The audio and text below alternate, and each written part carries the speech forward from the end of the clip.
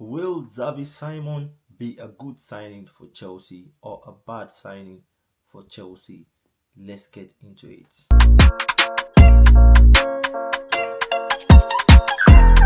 Yes, people, welcome back to the channel. Welcome back to the Blues TV. I hope you guys are doing well today. Fantastic weather. It's been quite, raining. I don't know what's going on around you guys, but it's been a kind of sloppy weather down here. I hope you guys are doing well today. Big shout out to every subscriber on this channel. I do really appreciate you guys a lot. I do really respect you guys a lot. The fact that you guys believe in this channel. Please, if you haven't subscribed yet, please hit the like button, subscribe to the channel, and let's keep growing as a family. Guys, I'll always be here to try in my own capacity to always bring you as much as I could on Chelsea Daily News, and obviously I can't wait to start the season. I can't wait to get back into Stamford Bridge. I miss those days, interviews, and everything about getting in Stamford Bridge and all the atmosphere and all. So, guys, today we're gonna be talking about on this one. We're gonna be talking about some quite few transfer rumors around Chelsea. It's been quite few weeks after the Club World Cup, but of course, there's still a lot of business going on out there. Let's quick jump on some crazy transfer rumors around Chelsea. The first one I'm gonna deep into is the recent one, that has been storming the internet, and it's just about Xavi Simon to Chelsea. It's not a new thing. We've been listening to, seeing a lot of interest from Chelsea trying to sign Xavi Simon to Stamford Bridge. But the question remains: is he the right time and the right person to bring into Chelsea Football Club? I believe everyone has their own opinion, to be honest, but everything that I would say about Xavi Simon is just on my own opinion, guys. I know you guys have got your own opinion. I respect everyone's opinion, but guys, let's deep into it. Xavi Simon, 22-year-old, very, very versatile midfielder, very technically gifted. In terms of pace, in terms of dribbling, he can score goals as well. His passing ability also is incredible, to be honest. He's just that kind of footballer that when you look at Xavi Simon, it's just a central defender and attacking footballer that can play, that has the same profile, with almost the same profile with Enzo Fernandez. And this is my point, guys.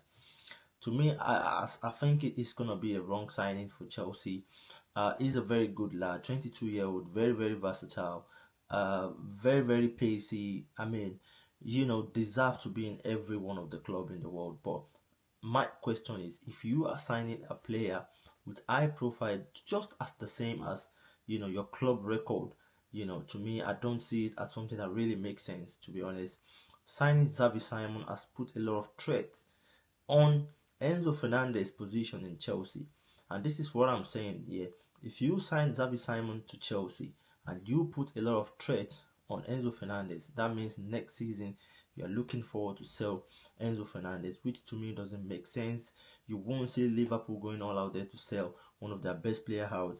You won't see, Manchester United, Man City, because they want to get better every season. We've signed Enzo Fernandez. Is more or less like he's going into his prime age. It's time to deliver for the club. Time to give a lot of things to the club. And we've seen, him in last season, and even in World Club Cup, this guy is starting to be very, very much productive, starting to be one of the key players for Chelsea.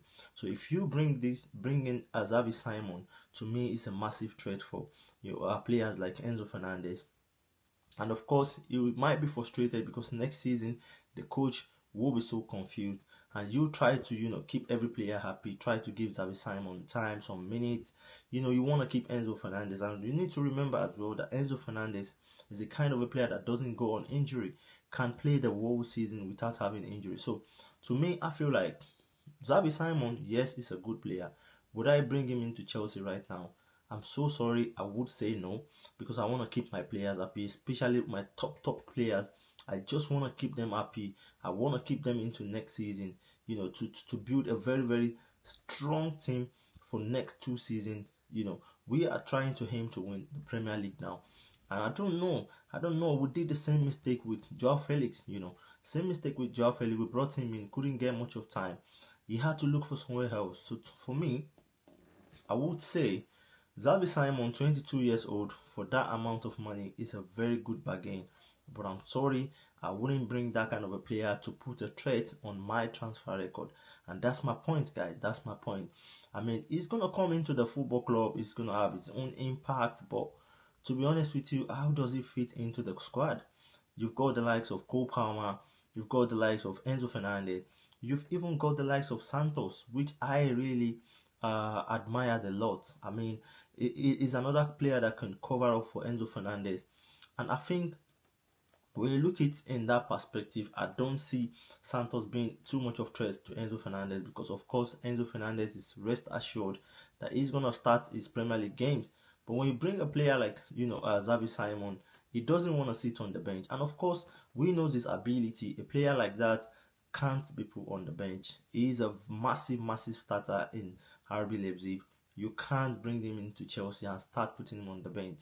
So for me, I think we need to look into so much different things. We are still lacking, some quite a few areas in the defensive line, goalkeeping role, and of course we're still looking to sign one more attacking players, which is either a right wing or a left wing, which I believe that we need more of left winger just to support Jamie Gittins. We've lost, Nkunku. We've lost. I'm sorry. We've lost Sancho. We've lost Modric. So we definitely need two replacements.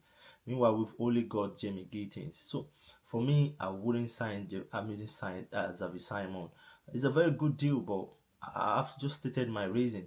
The reason why I wouldn't sign him into the Chelsea Football Club, because I want a stability.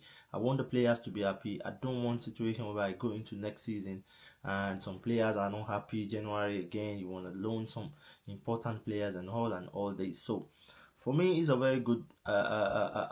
He's a very good scout, but honestly, I won't sign him into Chelsea at this point. So that's my thought on Xavi Simon. Let me know what you think as well on this transfer window.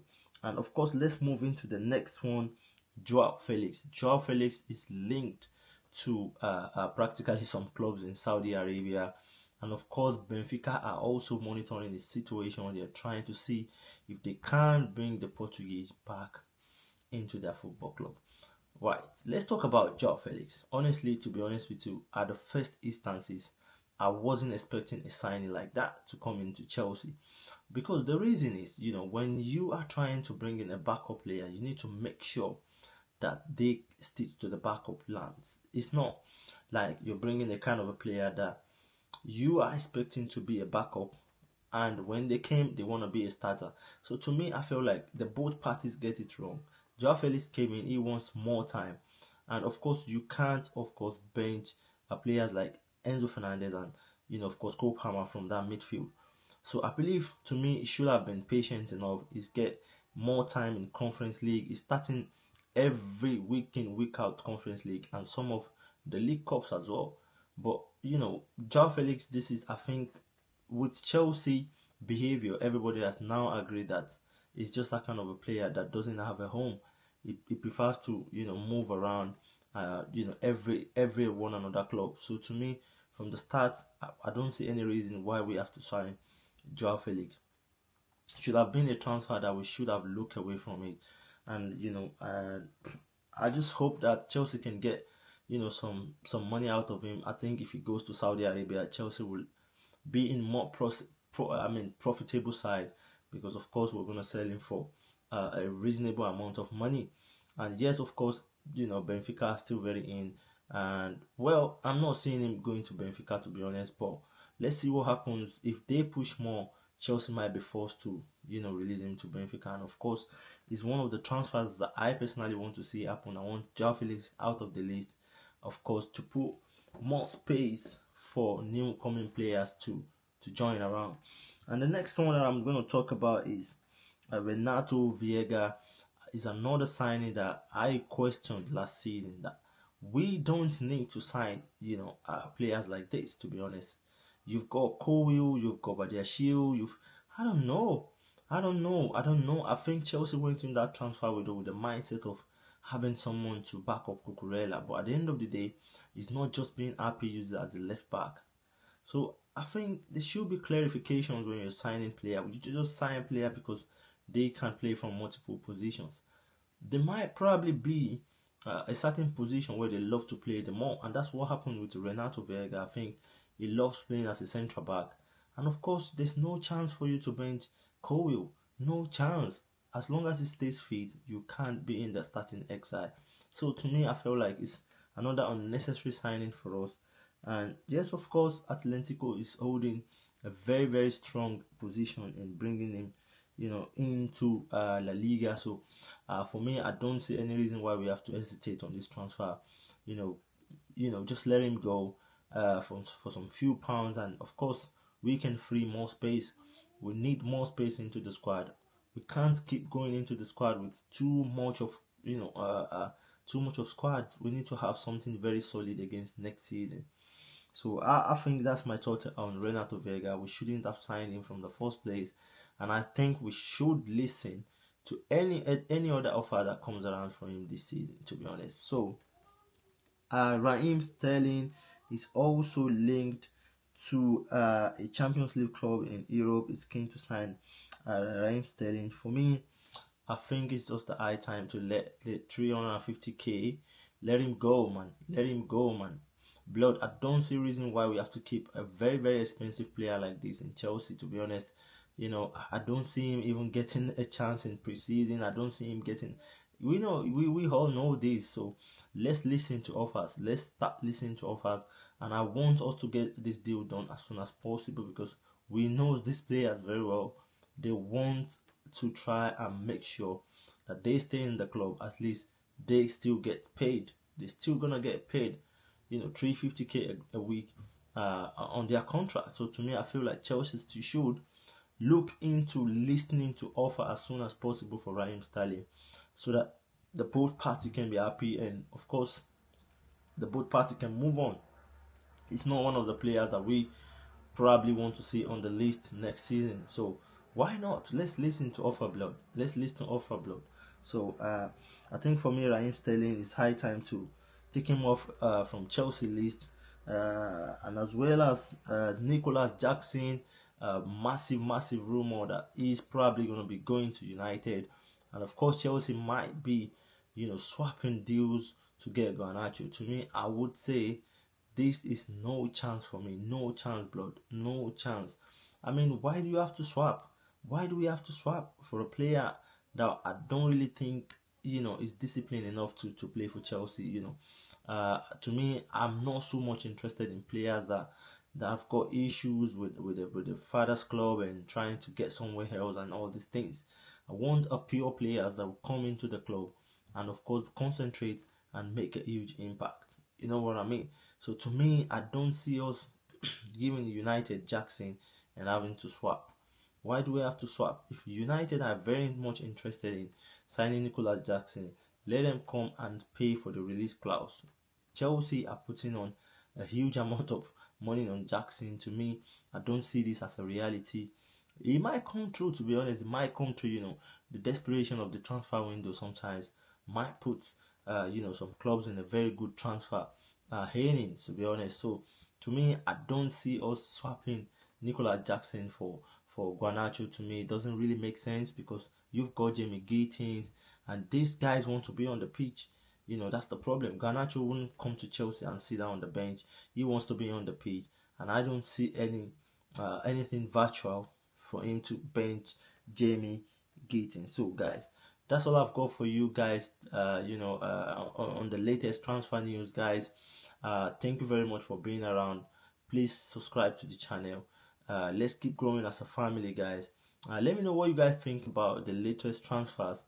Let me know your opinion. I'm always happy to hear from you guys, and I will see you guys on to the next one. Peace.